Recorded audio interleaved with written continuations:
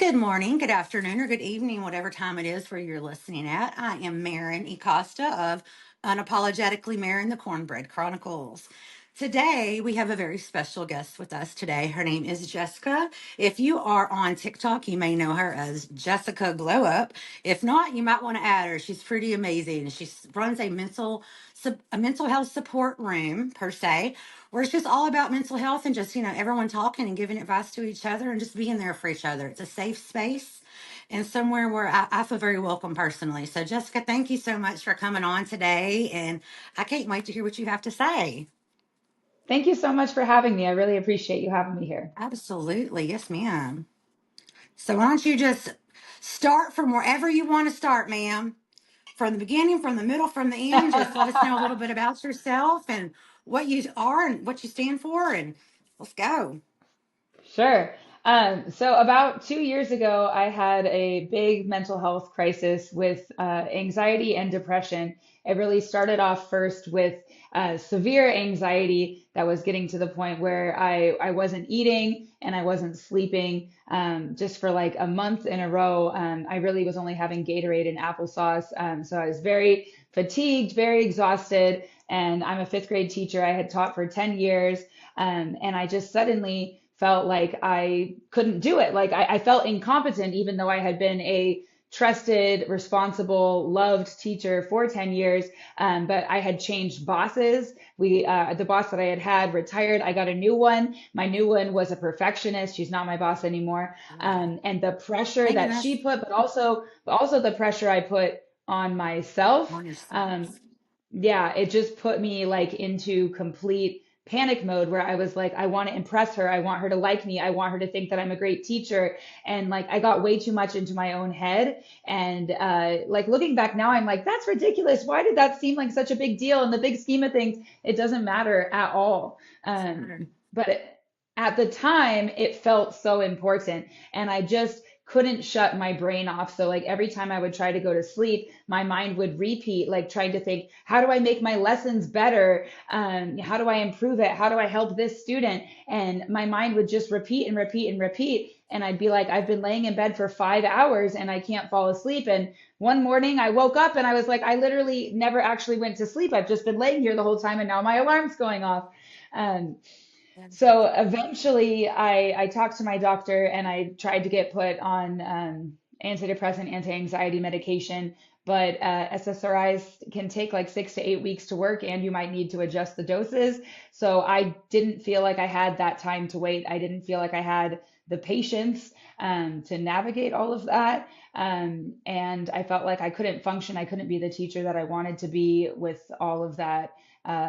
Lack of sleep and lack of eating and just constant panic. And so I ended up getting my doctor to write me a leave of absence note from work for like a medical leave, mental health leave. I got it approved through disability. I got disability pay while I was out. But that was, looking back, probably the worst decision that I could have made.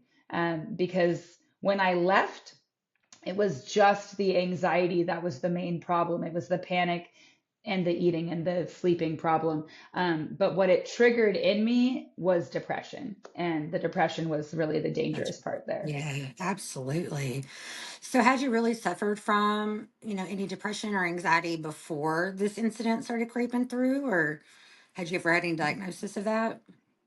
So I hadn't had a diagnosis of that before then, but I'm pretty sure I have had probably generalized anxiety disorder my entire life. I can look back now that I'm in therapy, and I can notice all the things that I was doing, where I was avoiding, where I was hypervigilant, where I was overthinking, where I was ruminating. I see all of that now. It just never occurred to me that it was something I should seek help for. I thought like, oh, I'm just shy and nervous, and like that's just, I thought it was like my personality, and I didn't understand that there was help that I could get to fix it. So So, I I think a I lot of don't think people are like that until you don't, if you've lived with it forever. So if you've had, depression and anxiety for a long time, if you've been suffering, and especially suffering undiagnosed, you feel like it's normal.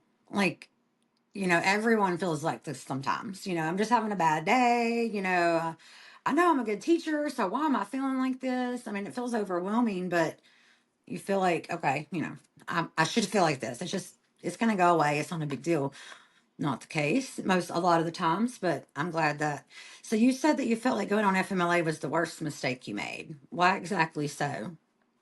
So I didn't learn until I was in partial hospitalization program about like this anxiety cycle where basically when we're scared of something, we avoid it. But the longer that we avoid it, it does give us temporary relief, but it will make whatever that stimulus is that is anxiety producing for us. The longer we avoid it, the scarier it becomes, the harder it becomes to go back to it. And so basically, the longer I was away from work, knowing that I eventually did need to come back, I needed income, I needed to come back. But the longer that I stayed away, the scarier the prospect of that became, to the point where when I first went on leave, I was already having like intrusive suicidal thoughts, but I knew I wasn't going to act on them. And then the Yeah. closer and closer I got to that return date for when I was supposed to come back to work and feeling like I wasn't ready, I can't do it. I just felt like I could not do it. That is when like the suicidal stuff got really strong. Right. And I don't know what it is about FMLA, but that's kind of like I can understand that because when I in 2024 I was having some issues going on myself, kind of same similar scenarios, except for I was also having some medical issues as well, some physical health problems, and I took FMLA. And as an HR director for 25 years, I've always been the person issuing the FMLA, so very familiar with Yeah. it. But I was like, I need it for myself finally. So, no big deal, job approved it, no problem. But that's when I felt like I lost my identity. Like I Mm, realized I woke up every day and went to work to help people. That's what I did as an HR yeah. director. I was for my people, and they gave me purpose, and being there for others and helping them and talking to them through their issues gave me purpose. And now that I'm on FMLA, I felt like I had no purpose. That's when my drinking started. So I never Hmm. had a drinking problem prior to 2024. But FMLA, so I can see what you're saying. It felt like I was isolated from everything else going on. I was supposed to be fixing me, but it just seemed to snowball. Did you feel like kind of the same thing? Like maybe was it because you were not in your environment? Like, what do you think? I think it was because I felt like a failure.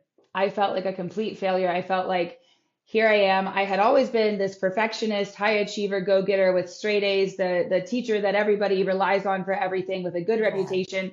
And then suddenly I felt like I can't even just show up to work. And so I felt like a failure. And even though now I'm able to like say this is a medical condition, it's okay, everybody goes through hard times and I'm worthy of that grace and compassion, that is not the way that I was talking to myself back then. I was just thinking like I'm incompetent. Like how can I not be strong enough to do this?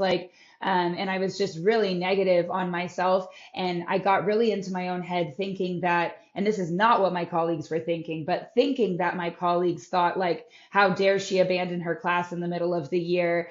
She's such a flake. Like I thought that everyone was mad at me, that everyone like thought that I should just be like so ashamed of myself. And now that I've been able to come back and check the facts and talk to them, I know that they just wanted me to get better and like they weren't having any kind of those feelings about me. But I would spend all of my time thinking like, oh, the students must be upset with me, the parents must be upset with me, my colleagues must be upset, my boss must be upset.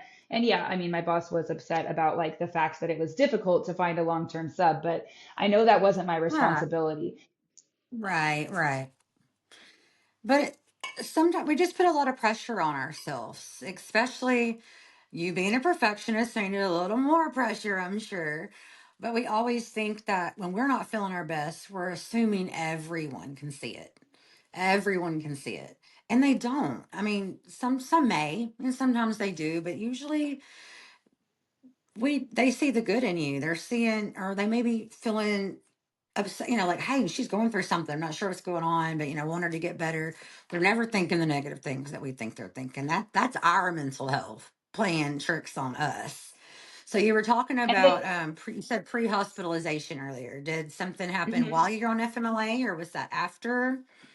So, when I was on leave, kind of like you were saying, like you do lose your sense of purpose because I used to have a Hmm. reason to get up out of bed in the morning and go to work and help kids.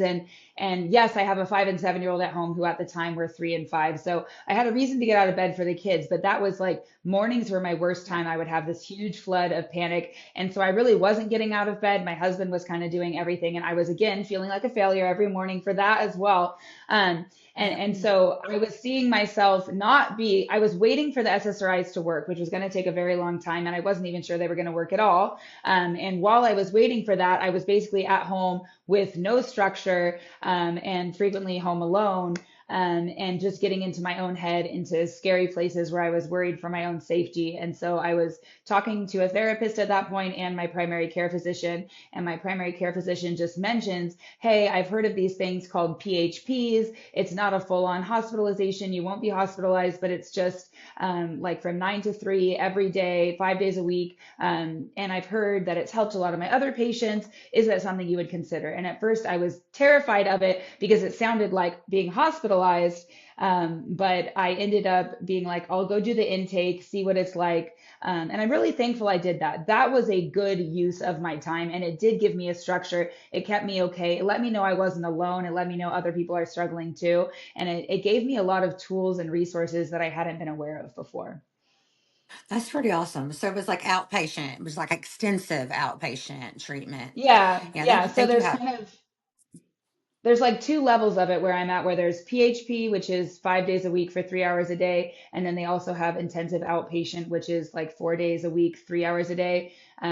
So I've done PHP and IOP, but ultimately, neither of those worked effectively on their own because I ended up actually hospitalized after having an attempt. And then I tried to get back into PHP after I was not hospitalized anymore. And I was actually denied from PHP at that point because they said that since I obviously wasn't able to safety plan and wasn't able to follow their advice, that it wasn't the right fit for me. And I felt very abandoned in that moment. I was like, wait, I need the help, and I'm saying this is going to help me. This is a good structure for me. This is helping me, and I'm advocating for myself, and it's a step down from hospitalization. And you're saying, oh, you failed, stings for you, bye. And I was just like, why am I left out Yeah. here to like drown on my own? So what did you do after that? I mean, did you like try to find somewhere else to go, or did you end up advocating for Yeah, yourself until you were? so it was really hard. I tried to advocate, but I didn't get anywhere with it. Yeah. Eventually, my doctor, my primary care doctor, I did have a psychiatrist at that point, but it was actually my primary care doctor who really helped me. She connected me with Yeah. a social Same. worker, and the social worker was working with me to look at different resources in the area. And we actually came across a partial hospitalization program that was in my town, which was way easier. I was driving to one that was like 30 minutes away. Well, my dad was driving me because I couldn't drive because was ending I up wasn't driving on, either. Yeah. I was taking benzos because I was having panic. And so I didn't feel safe driving. I was drowsy. So my dad was driving me, and I felt like a burden, even though he didn't say I was a burden and he did not see me as a Right. burden, but I felt like a burden having him drive me there. And so when I found out there Yeah. was one in my area, I was like, that's way easier. So I ended up going to that one, which actually it turns out wouldn't accept my insurance, but they accepted me Mm. without waiting for the prior authorization to get approved. And somehow Yeah. magically I got through the whole program. I still get a bill for it every single month in the mail, but it says, they promised me I wouldn't have to pay if insurance didn't cover it. And indeed, it says how much it cost, but then it says you owe $0. And so every month I get Yeah. a reminder of my mental health crisis where it says you owe $0, but they won't stop mailing it to me. That's kind of funny though. But at least you were able to get in because a lot of places, Yeah, if they'll check it first, and if your insurance doesn't cover, I mean, you're not. That's what's so sad. yeah, I, I know I live in a very small rural town in Texas. I mean, and there literally is only one facility here, and they do the inpatient and they do outpatient. But that are the only ones, unless you're driving yeah, 2 hours to Houston, and so, but it's only for insurance.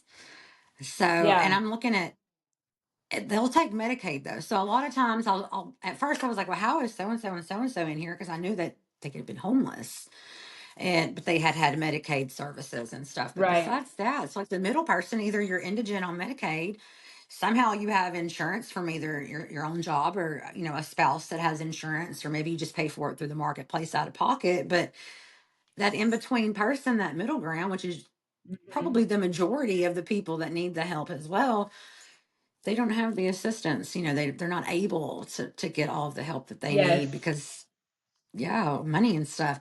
But one thing I'm glad you did say was that your primary care physician helped you. And I don't Hmm. think a lot of people understand that your primary care doctor can do a lot for you. You don't have to, a lot of people Yes. don't want to go to a psychiatrist. Like, I've always saw a psychiatrist. I love therapy. I'm pro therapy. I'm advocate for therapy. But a lot of people aren't, that they're just not, especially in older generations. And your primary care doctor can prescribe, antidepressants, anti-anxieties, even antipsychotics, depending Yeah. on, your physician. So there's definitely always a place to go for help, if even if you're not seeking a psychiatrist at the time. Yeah, so So my primary care doctor had been the one that initially prescribed the SSRIs, and eventually, though, when I was at partial hospitalization program, you see a psychiatrist there, and that yes. those psychiatrists, and you only see them while you're there. You don't like stay as their patient, and they were Right. like talking to me like I was crazy, like why on earth would you not get a psychiatrist? Like this is your mental health, and like you need to be seeing a specialist. And so I basically ended up getting a psychiatrist because they were upset with me for not having one, and I still have a psychiatrist now who Right. manages my meds, and my primary care doctor supports that now, just saying like it's a pretty severe issue and it's a nuanced case, and having somebody who really knows what they're talking about is good. um, Yeah. but my primary care physician was very willing to help, and definitely was probably one of the most steady supports in the entire thing. And I'm just so thankful to Hmm. her because I know that her schedule is full. I know that she's got like a 4 month waiting list. She got me in every single week to do a check-in, and like that is going way above and beyond. And she like Yeah. kept telling me like, I know it's hard, take it a day at a time, an hour at a time, a minute at a time, you're gonna get there. And like that support was just so necessary. Absolutely. And that you were able to talk to your doctor about that is great as well, because a lot of times, especially when it is your primary care doctor, and especially if you've been seeing them for a long time and they aren't aware of your mental health problems, sometimes it is hard to kind of open up and be like, hey, Yeah. I'm thinking these things, or I'm suffering through this. I feel like this. But always be honest with your physicians, or if no matter what it is, if you're going to the emergency room, always be open, always be honest. They're not going to judge you, but they have to know exactly what you're going through, exactly what medications you're on, or what you've tried, what you haven't tried, no matter what you're there for, even if it's not mental health. People are always like, I don't want to say I drink, or I don't want to say, maybe someone does drugs, I don't want to say I've smoked marijuana, or I don't want to say. You have to, because you don't want them to give you something that can counteract in a negative way with an issue that you have going on. So always be open and And honest. And if you don't feel comfortable talking to your doctor, maybe you're just not with the right one. So way I'm glad back, you that you had that like support. way before this crisis, like a couple years before, I had really bad anxiety that was like keeping me in bed all day on the weekend, where I wasn't wanting to do any other activities. I couldn't focus on anything else, because I was just so worried about work stuff. And I spent hours considering going to the doctor and asking for a medication. And I never did because I felt like, no, I'm just going to tough it out. I'm just going to like fight through it. And part of that was that was in my stage where I was having kids, and I know now that there are some antidepressants, anti-anxieties that you can take while pregnant, and that it's like a risk benefit analysis. But at the time, I thought, I can't take anything if I'm trying to become pregnant. And so I thought like I just need to like just like push through it.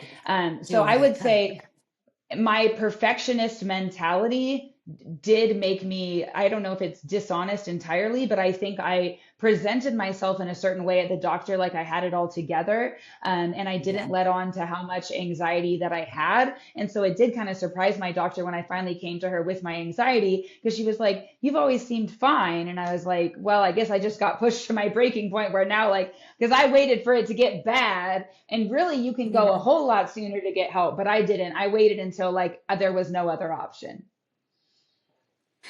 And another thing, like being honest, I know I went through this myself. Because when I first started drinking in 2024, when things were getting bad and I was opening up this alcohol thing. I was still seeing a psychiatrist and I was seeing my primary care before, and they were prescribing some of my mental health medications as well. I didn't want to let them know that I was drinking because Hmm. I've been on mental health medication since I was 13 and I'm 45. So, pretty much the majority of my life. But I was so scared that if they knew the extent of my drinking, when they already knew that I wasn't a drinker, that Hmm. they wouldn't prescribe my medication. And I was so Mm. scared of losing like my anxiety medication. I also on Yeah. medication for ADD. And Yeah. when you're on, things like I was on Adderall for ADD, I have been since I was a child, and then I was taking Klonopin for anxiety panic disorder. You're not supposed to be drinking with these things, and so I was like, if they knew the Right. truth, but when it came down to the fact that and now I'm going into inpatient rehab and they have to work with your physician. Hmm. And coincidentally, my psychiatrist, which I did not know this at the time, my psychiatrist was the medical director for the rehab that I went to. My Oh, psychiatrist became my psychiatrist at rehab as well. And when he walked in and we both went, he had no idea I was there. I wasn't open and yeah. honest Yeah. with him. He didn't know how to drink. He's like, we could have been working on these things this whole Yeah. time. He said, Yeah. why would you do that? And it was literally just a didn't want to be judged and I didn't want to ruin the fact that I need my medications, even though I know drinking alcohol, is not safe or appropriate on these type of medications. I was doing it anyway. And I Right. couldn't. I could live without alcohol, but I couldn't have lived without my medications. So I lied, and I made it a lot more dangerous on myself. So always be open and And honest about these. and Physicians that's aren't there something to judge you. at like the ER when I've been there for mental health and inpatient and with PHP and IOP, they just run urine and blood tests. Whether like I didn't request them, and like they asked me if I did drugs, and I said no. But they like test you for like all of the drugs of abuse or whatever. I Hmm. guess because a lot of people do lie about it. So even if you say you're being Yeah. honest, they want like the documented proof to make sure Yep. they're not missing something. Absolutely. Absolutely. And what's funny now, I get drug tests every month. And what I always say, this is the one drug test you want to fail because mine drug tests you, to make sure that it's in your system. Oh, Not even just that there's too much in your system or that you have yeah, an yeah, illegal yeah. or an illicit drug in your system, but that you're not selling your medication. A lot of people go in there to Ah, get yeah, medication yeah. to sell them on the street. So, and they need to see Hmm. there's not an excessive amount. So, yeah, okay, Yeah, she's got Clonop in her system, but whoa, she's got way too much Clonop in her system. She's abusing her medicine, or yeah, she's got no Clonopin in her system, yet she's here for a yeah, refill. What's she doing with her medicine? So I've always said that's the one drug screen yeah. I like to fail every single month because I need, they're just doing what they need to do to make sure that you're safe That and that that they're must be a safe, that thing they're with where prescribing you where where you medication. live, because I've been It prescribed is, it Klonopin and is. I've never had to do a test for it. It's where I live, and there's some type of law around here because it was new. It didn't happen until like a couple of years ago because it was kind of annoying at first because I would just get my refills called in. Now they literally every 30 days I have to go to the doctor and do a drug screen, and then they'll send in my refill Yeah, instead of just like a three yeah. I month mean, it kind of supply makes like I do sense. with other I medicine. yeah, yeah, It does, but it's a little annoying, and it's a doctor visit that you have to pay for.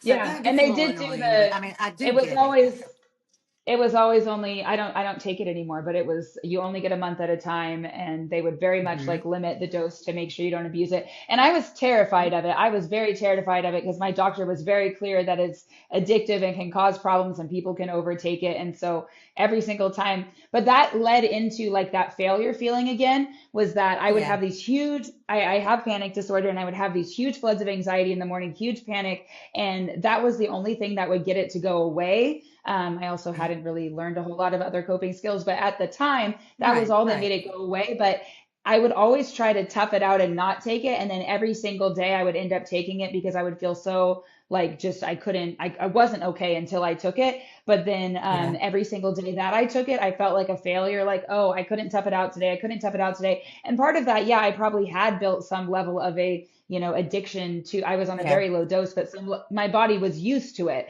And so Yeah. then it wasn't happy until it got it. And that was scary and it was hard because I just felt like I need to get off of this. I need to get off of this. And I couldn't.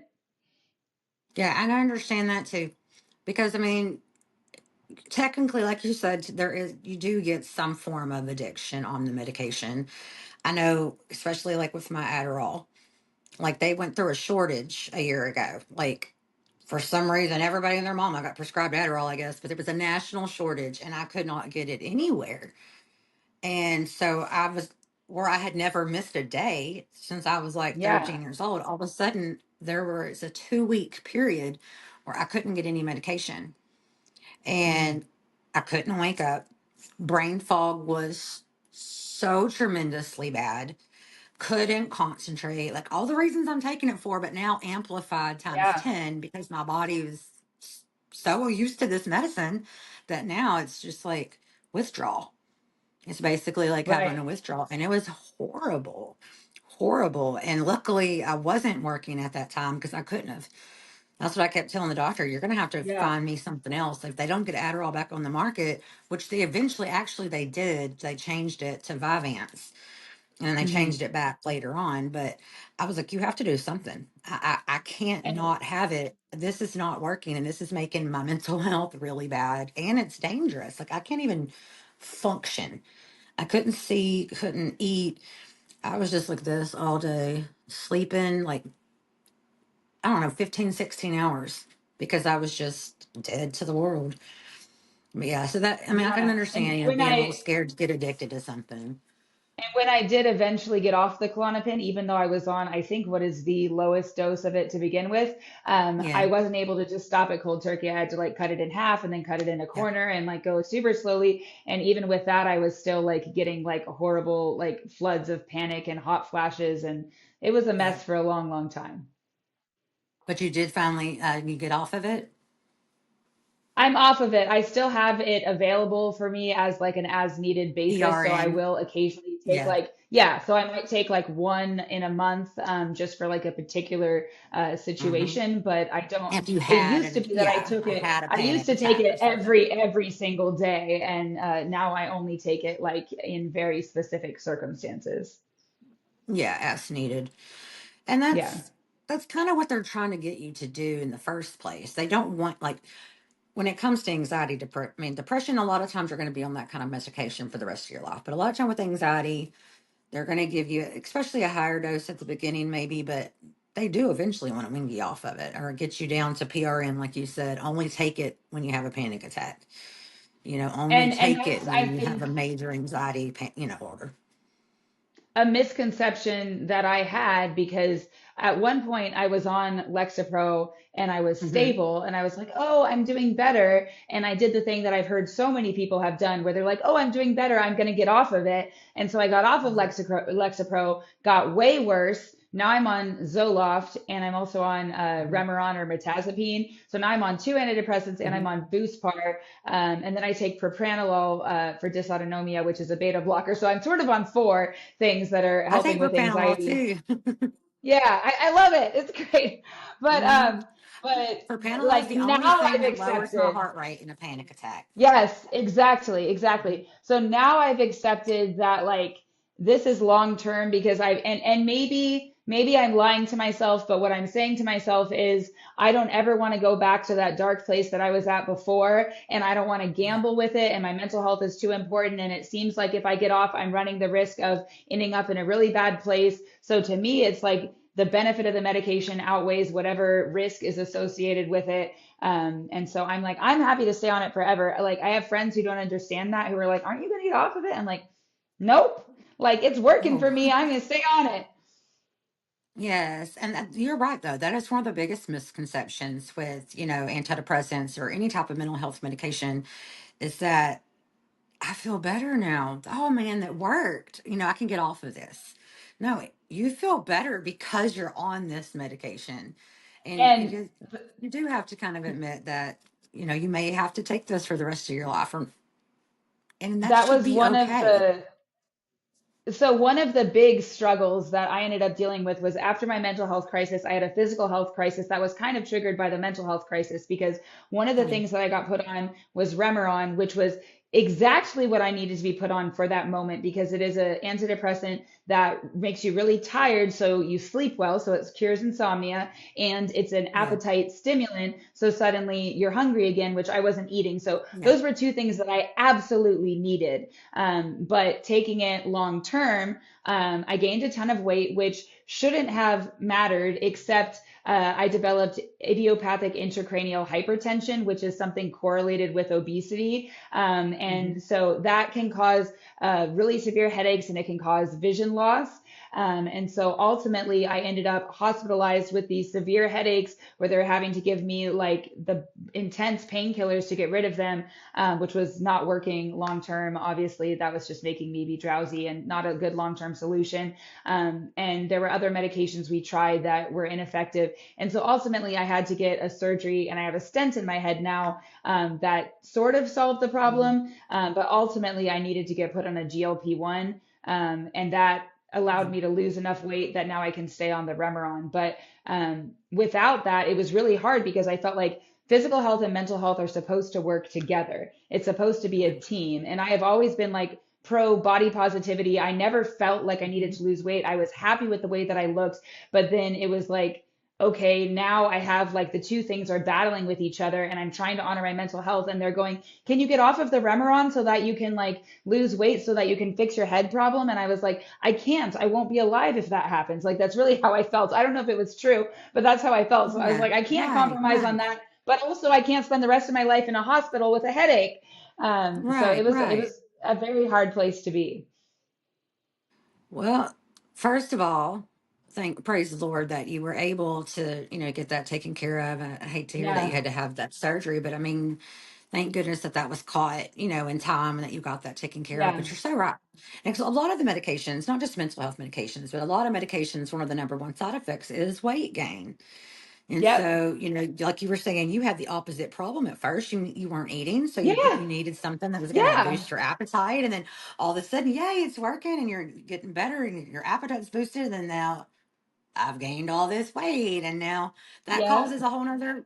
So at least, luckily for you, you were very body positive, like you said. Because I'm the opposite. I'm very self conscious. I'm my own worst enemy and my biggest critic. I mean, not so much now, but yeah, I'd be lying if I said that too. So, well, a lot of the times I'm still the same way. I mean, I'm my worst critic. It didn't take until the podcast, I swear, and listening to everyone and really just evolving as myself over the past couple of months doing this. The other day I went on and I didn't wear makeup. And I was like, Hmm. I don't have time. It's either be late, Right. and that's very, unprofessional and blah, blah, blah, or go put on some makeup. So I was like, I don't want to be late. It was a big person coming on and I was like, I can't. So I sat there and I was looking at myself in the phone, or the computer the whole time going, oh God, I need to put a filter on or do something when I get done with this. I just in my head, I'm listening to what she's saying and we're talking mental health while I'm like Right. doing this in my head. I mean, she don't see me because I'm doing it in my head, but after that though, I didn't care. I mean, I came on no makeup. We had a great show. And then I had two back to back like I did today. So it was like two shows with no makeup. And I was like, does it really matter? And if you're gonna say you're being unapologetically Marin, that means being okay with yourself. That you're it doesn't, who cares who's gonna see you without makeup? The whole world has anyway. I mean, you just went And to it's Market Basket it's and you didn't care you didn't have makeup on. Who it's cares if so you have hard it because on your there's the confidence I we need have about ourselves, but then like to. the internet is a different place because when I Yeah. actually I only recently have been going live consistently for about 5 months, but a year ago, back when I was 100 pounds more than I am now and I was dealing with all my health problems, I was going live. And I will tell you, my room made about 5 cents. ever back then. And I got trolls every single day that were fat shaming me. And it was just Oh awful. no, And I quit. I stopped doing it because people were so mean to me. And so it really bothers me now that it's like, okay, now that I've had medical assistance with weight loss because of a different issue, now people are nice to me. And I also notice like I actually am not somebody who wears makeup in everyday life. I started wearing yeah, makeup for TikTok because I noticed, and I hate this, but I noticed the gifting that I receive is better when I am wearing makeup and I do my hair. I And so I see understand. it now as like this is like a stage performance where I'm like, okay, I gotta like get myself looking good. And it like it's weird because I would like to just be like, let's just be authentic and real and be our true selves. And I've tried that and it doesn't monetize nearly as well. And I'm trying to turn it into a business. So it's a very weird, I get it. confusing balance. It is a weird, confusing battle because although I'm saying be unapologetically you and, how's your mental health and we've got this, I'm the same way. When I was going live, I had to have on makeup every time. Or like my husband was laughing at me even just earlier. I was in my pajamas for babysitting my 1.5-year-old niece this weekend. And I was like, oh, I've got 2 episodes I got to go record. I was like, I got to go get dressed, do my makeup, do my hair, change my clothes, put on some jewelry. He was like, to go into your studio right there. So we have our guest room we turned into my studio, and Yeah. he was like, "You're getting all dressed to go right there." I was like, "Yes, but I'm going online doing my show, which is my brand, just like your lives or you and your brand. I want to look my best because it makes me feel my best, which is going to make me better when I interact because I'm in a better mood because I feel better about myself. But I also didn't feel bad the day I didn't have on makeup either." I Yeah. mean, And yes, I looked at I'll tell myself a you when lot. I, Yes, it was in my head. But if you watch it back, you wouldn't know that was in my head. That was just me beating me up. and when What? I get ready for We had a work source that for, more. oh, when I get ready, like for work as a teacher, I don't do makeup. I don't do my hair, honestly, because just work starts so darn early in the Yeah. morning. I'm just like, Kids don't I care. shower, brush my teeth, and I just go. And so I think it's funny that since I go live at 9 p.m. PST, I'm like, I get ready after my kids go to bed. So I'm like dolling myself up, getting ready like at nighttime, and then I go to sleep Yeah. afterwards. I mean, it is what it is, though. But I get it. And it shouldn't be that way. But it's just our society Yeah. but you wouldn't look, I mean, you seem like the most confident person on TikTok, I swear. So it's so funny But that you I'm were very saying, much in my own head. Yeah. yes, So, that's what people have to understand is that, I mean, I'm the same way. Everyone's always like, you have such a great personality and a good attitude. And, because I mean, I'm definitely overweight. And it's like, you're so, you're not self conscious. And I'm like, wait, do you know me? I just don't yes. portray that to the, because I mean, HR, I have Right, to right. be on point and on key, and I'm there to help people. I'm not there to And that's show kind you of, my miserable self today. I'm there for your mental health and your how are you doing? yeah. What can we do about it? How can I help you? Not so I would But kind of that's shut really myself off what with that.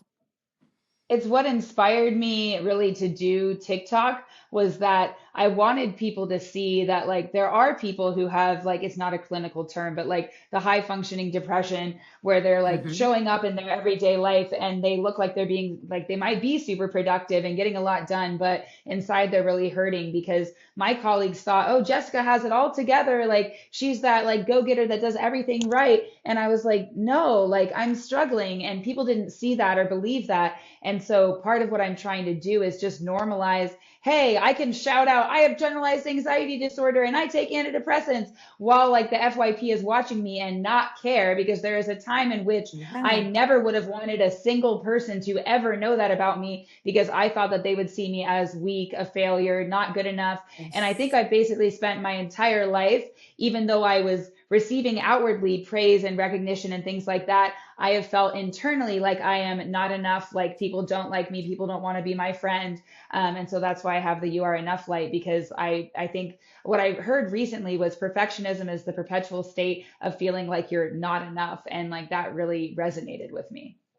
Yeah. Yeah, I like that.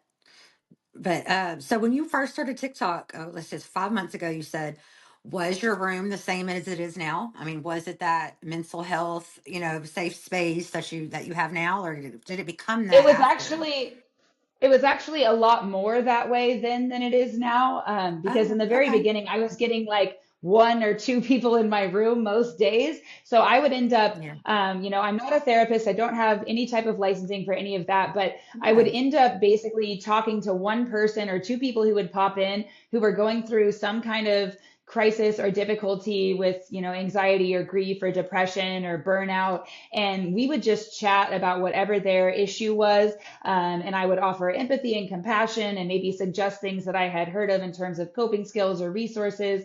And it was really kind of like, it almost at times became a crisis line, even though I'm not trained to do that. And that Right. kind of That's me. actually it ended up being really hard on my mental health because I got a lot of people coming in who were suicidal. And one, it's very hard to talk about that on TikTok because they don't let you talk about it. But Censorship. Yeah. speaking in like euphemisms and whatever, like we would have these conversations and I'd be trying to save people's life, and like I would keep telling them, go to 988, go to 988, go to 988, and like they would just keep talking to me. And so I've had to learn, like I do have to set a bit of a boundary where at some point I have to say, like, I really care about you. I want you to get help. And because I care about you so much, I want you to get high quality help from people who are trained, who can really connect you with the exact resources and support that you need. And so then I tell them to reach out to 988. And at that point, I like stop responding to their questions in the chat.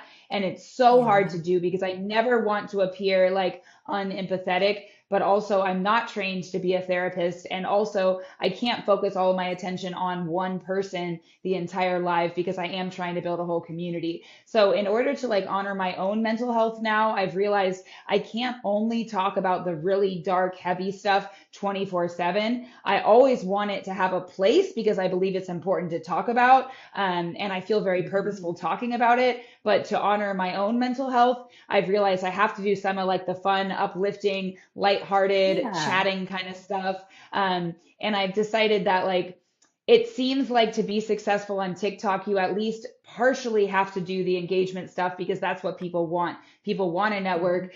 They want you to shout them out. And I like getting to know the community, and I like the Yeah. motivational, inspirational vibe of like making your dreams come true on TikTok. So I've kind of Yeah. become a mixture of an engagement and mental health room together. And in the past, I was purely mental health. And you have a really good combination of that. Because when I was doing lives, I always said I don't want to be a grow room. I don't want to be an engagement room. And mine was talking about more of the mental health stuff too, and addiction recovery and all the different things that I talk about on the podcast. But you're right. Like we would start talking about it, but as people are coming and going, then what do you have to just start all over talking about the same thing all Right. over again, and then you just start all over talking about the same thing all over again. So it wasn't working for me. So I'm glad that I was able to take what I was doing and my passion for it and put it in the podcast. But you do a very good blended job of that. And that's why And you've got a really good following on TikTok, probably more than you even realize that you do. Because I go to a lot of the same rooms that you do, and your name gets dropped a lot, even when you're not oh, in there. And oh, especially that's are so seeing the cool. people that'll come visit you in your rooms and stuff. I mean, or he'll drop their rooms to you, so you do have a Yeah. very, I'm very solid reputation on the streets of the I'm so TT thankful land. for that. That's for sure. It's such And, a and blessing. definitely deserve it too. Oh, thank Yeah. you. And I do And just like your I have thought for a positivity. long I've thought for a long time that I will eventually need to probably start a podcast or do something else in some other place, in which I can speak Yeah. kind of like I'm speaking to you now without censorship, Yeah. because I do feel like Right. it's very hard to pursue my mission of breaking the stigma in a place where speaking about suicide is stigmatized. And I'm like, technically, if you read Yes, with like absolutely. fine tooth print, it technically says in the community guidelines that stories of prevention and hope are allowed. And I have tried creating videos about that. And I have been able to keep some of them up. And I have been able to say the word suicide if I say suicide prevention, but they seem to not get pushed out nearly at all. And it even says that they don't put it on the FYP. They don't put behavioral health if they really categorize it as that on the FYP because they think it's too triggering or sensitive. And I get Hmm. like the whole trigger warning thing because that's true, but also it's like there's so many people doom scrolling that are really struggling, and I know what that's like because I did that 2 years ago, and they need the connection. And so part of me has like tried to come up with other ways to describe what I do, and not always put mental health in my hashtags, even though that irritates me because I feel like I'm playing into the stigma, because I Yeah, want to get out onto the FYP because I want to reach people who otherwise I may not reach. absolutely. So, like you said, it's like a double-edged sword. I mean, you want to say it because it's what you're about, but you know when you do, you're not going to get pushed out, and you're trying to monetize, so you need to get pushed out. Yeah, it's kind of just like a battle. But I think you're doing great at it, and I think you would do a great podcast. Now, speaking Thank of, you. I know that you want this to be your last year in education, or at least for a while, and you have some goals coming up that are mental health related. So, can you tell us more about that? Yeah, so teaching really was the source of my mental health crisis 2 years ago. And I was able to go back to teaching after. And I think I needed to do that because it gave me a sense of, being triumphant and becoming empowered and able to figure out how to navigate all of it. But just the state of education, I think nationwide, but at least where I'm at in California, it's very stressful. It's very hard. Behaviors are challenging. There's a lot of pressure from parents. There's so many loving students and families, but there's also families that really give me extreme anxiety and panic on a regular basis. Yeah, that's And I feel like I had a psychiatrist tell me during my crisis that no matter how healthy you are, and she used this analogy, she was like, if you're a fish in a toxic fish tank, it doesn't matter what coping skills you have. As long as the water is toxic, you're unhealthy. And unfortunately, I feel like my work has become the toxic fish tank. As much as I love my job and I love making an impact on the kids and I'm good at what I do, I feel like I've reached the point where I know I deserve better. I deserve to not be in an environment where I feel sometimes to be disrespected, and feel like I can't stand up for myself in the way that I deserve. And so I feel like in order to protect my peace and honor my self worth, I think at the end of the year, I need to try doing something different. Now, of course, like I've got a mortgage to pay, I've got two kids that I got to take mhm. care of. Like I have to make it financially work, and it is definitely a leap of faith. I am not monetizing enough on Yes. TikTok right now to really confidently make that leap, but my husband gave me his blessing to try for a year and see if I can pour all of my time into it. What can happen. And so I'm taking a leap of faith. I'm taking it as a leave of absence from teaching, meaning my job is protected, that I could come back a year later, but I have no intention of Awesome. coming back. And everybody knows that. Everybody knows I'm not planning to come back. So it's not a secret, but it is a little bit of job security, like just in case, like I don't want to like lose my Yeah, house or just in anything. case. Um, Safety net, just just in in case. case. But my hope is to make TikTok take off and also to chase, Instagram, YouTube, and start a podcast. And who knows where it'll go. So I'm just Yeah, excited. And I'm excited that I'm in a mental headspace where I can take on such a thing. Because if you talked to me 2 years ago and asked if I would ever be a person same. hosting a live room, going on people's podcasts, quitting my job, I'd be like, you're crazy. No way. What I had No. always learned to do was stay in the safe zone. My plan was to work at the same school that I work at now until I retire when I'm 65, and I'm 34. So like I was planning, Right. and I was planning to stay in the same grade level, same classroom. Like it's just like, okay, I've got a set job. Why would I ever leave? And then like some of my colleagues Yeah. are like, why are you leaving? Like you have a steady job, you have a college education, like you have decent benefits. And I'm just like, well, because I'm unhappy and because I want to see if there's a better life out there. And I know grass is greener, like maybe it's not going to be any better elsewhere, but like I want to try. And that's all that matters. And if you try and you try really hard and you don't succeed, okay, you tried. And there's no looking back Yeah. later going, what if? That what if? Because that what if can sting. And 2 years ago, I was in the same boat. Like I said, I went to rehab in 2024. I definitely wouldn't think I would be doing a podcast on mental health, talking about addiction and recovery Yeah. when I was all up in rehab. And somebody who's so self conscious about their self, I've wanted to do a podcast forever.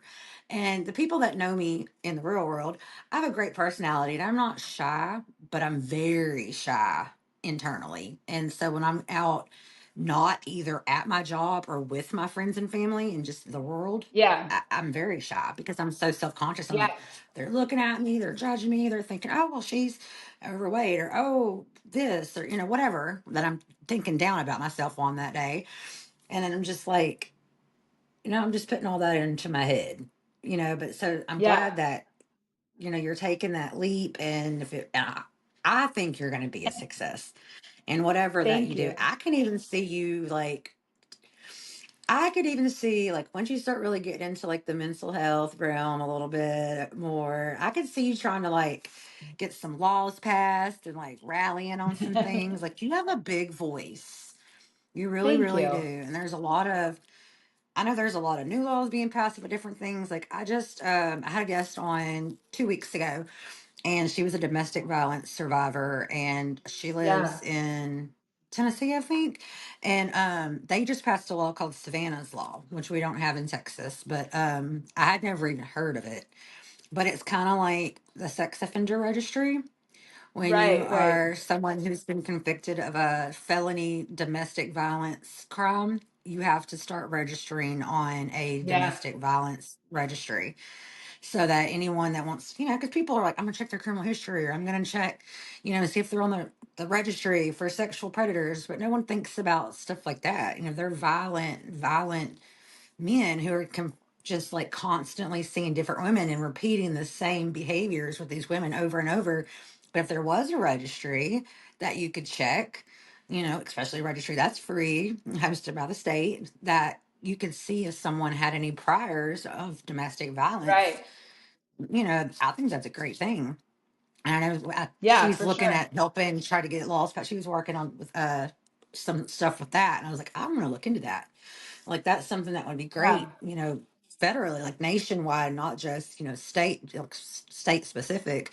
So I'm looking into that. Like, but I could see you really starting to venture out and use your voice, because you got a I big want to voice. figure You're out very hot. I want to I Okay. want to figure out how to get people to know 988 because I thought that like pretty much everybody knew it. But I've heard statistics that only like 20% of people know it, and I frequently tell people about it, and they have never heard of it. And like I want them to know that it's there, but I also like need to figure out like how do you get it like really into everybody's minds because I texted them a bunch of times when I was struggling during my crisis, but in my moment where I actually attempted, it didn't cross my mind once to reach out to Mhm. them, despite the facts that I had reached out to them plenty of times earlier and I knew that they existed. It Right. didn't even cross my brain that morning. And so I don't know what else we can do to like be putting up signs and stickers. And I don't know. I don't know. Cause like, and I had filled out safety plans and stuff and it didn't help. And I hear sometimes when you get into that headspace, you're so compelled that you kind of just, you're not Yeah. thinking. And so that's really Right. You're hard. not. Yeah. Yeah, that's something to look into. Like, how can you, spread that? How can you, make sure that more people are aware of 988? Because I mean, I am, but not to the extent where it would have ever came to my mind in my mental health crisis situations Yeah. either. Like, this never would And have been something I also, thought about. I'm not too worried about it because my analytics say 94% of my people come from the United States, but I do always feel funny since it is like a global app. I feel funny being like Yeah. 988 as long as you're in the United States. If you're somewhere else, I have no idea what I resources don't are know how to available. help Good you. luck. Yeah. Yeah. I get that Yeah. too. I never thought about that, but I get that now. But I don't know. Yeah, because I You'll get have to look people into that. I get people like in Europe and I'm like, I don't know. Mhm. Well, I don't know. I don't know, but let me figure out who might. Yes, I'll get back exactly. with you on Exactly. that. I don't know. But you Yeah, have so that's been one of the amazing. thank Okay, go you.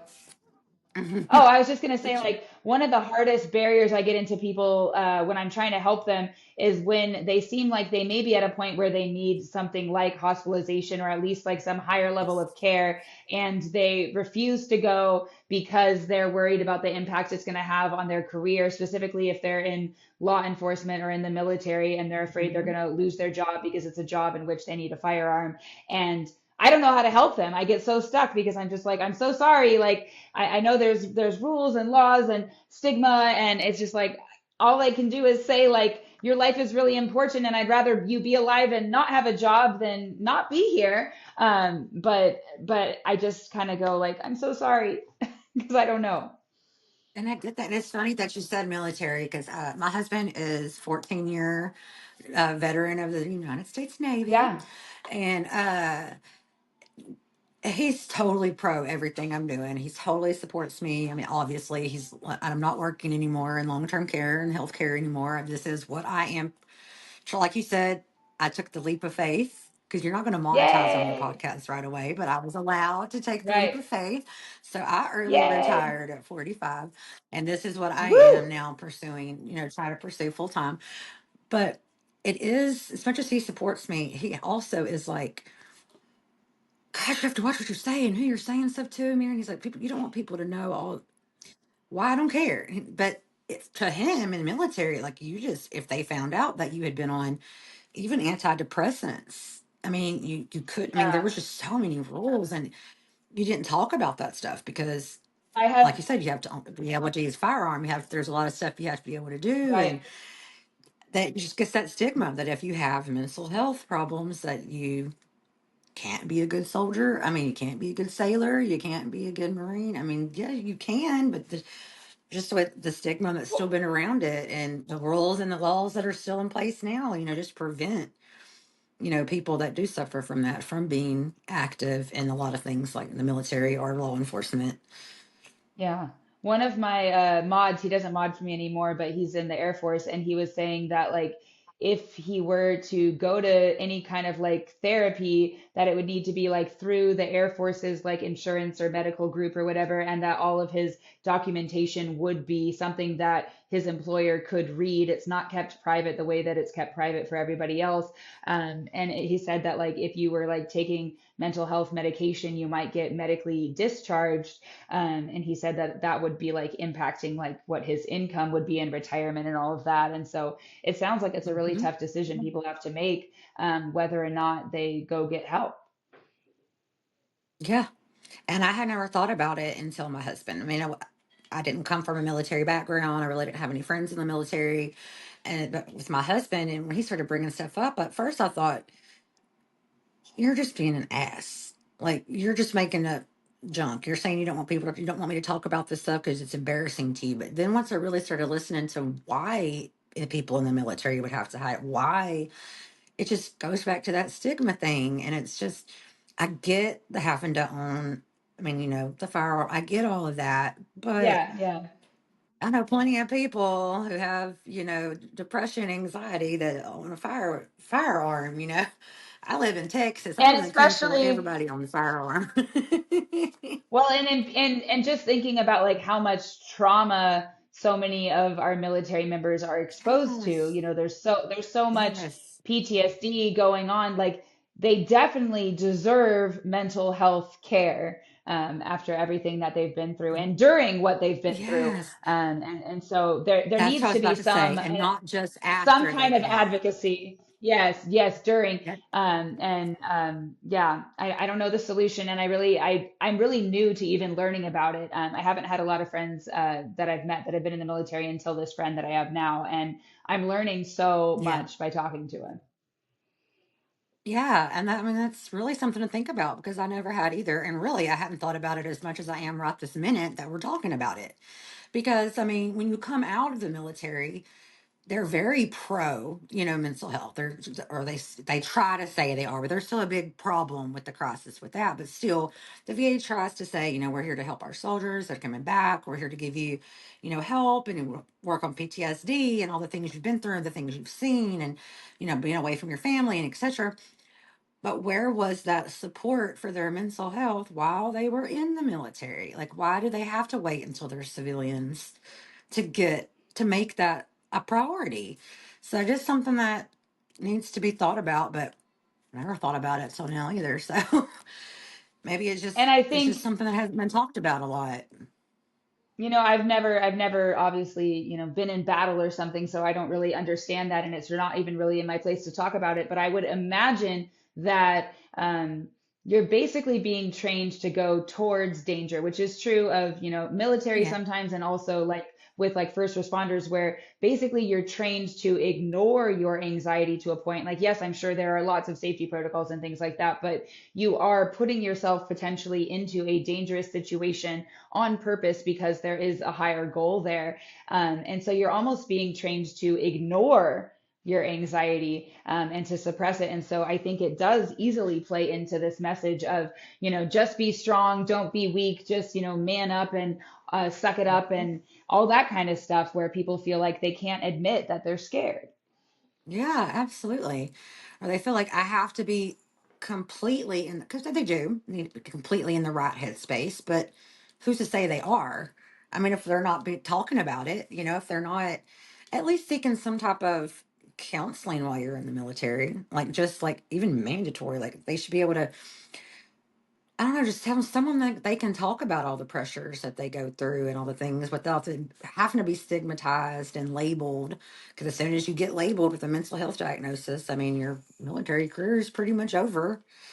I And mean, I know there are some things like vision and that because mental health are my two of their big things. my mod was I believe he called it a master resiliency trainer, and they did like small like support groups where they taught coping skills Mhm. and stuff within the Air Oh, Force. So well, that's I'm great. hopeful that Yeah. maybe there are things like that happening, and hopefully they'll happen more. But again, I'm like gonna have to I'm interview no my expert husband on about it. this at all. So I'm just gonna go interview my husband when we get done and ask him. I really haven't, Yeah, and I can't believe I really haven't because I'm very pro-military with my husband, and I do see a lot of the ways that they are mistreated when they come home in the VA. The government can say what they want about it. It's not the best. I mean, definitely not the best, especially the healthcare side of VA. Well, that's a whole yeah, nother podcast, whole nother day. But I never really thought about it, and now I am. So I'm gonna yes. interview my Interview your husband and kind of husband. find I out. love I love Yeah, that plan. Yeah, yeah. I'm talking to him. I'm just kind of curious now, like what is out there, what is offered, or what could, like you said, it's kind of hard to tackle the U.S. government. It's not like we could. I got the best thing that can make it change. Who's gonna listen to me?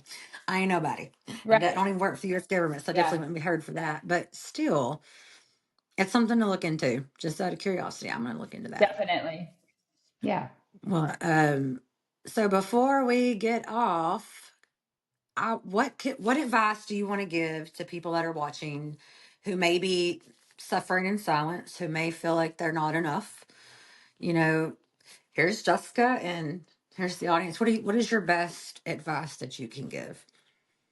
I would say keeping it inside is not only harming your mental health, but it's probably going to harm your physical health as well eventually if you don't take care of it. And it can just Yes, be too much to bear. It's too heavy on its own. So I encourage people to talk about it because you're actually going to feel so much more free. You're going to feel empowered. And a lot of healing happens once you start talking about it because you realize you're not alone. Other people get it. Some people won't get it. Some people will totally stigmatize it, but you will find people who come out of the woodwork who are willing to offer that compassion and empathy and even can relate to your story. And the healing is going to start happening once you start talking. So, in the long run, your future self is going to be so thankful that you opened up. absolutely. That's perfect. Perfect advice. And Jessica, you will be back because already have a second episode planned for you. I want to dive in deeper on um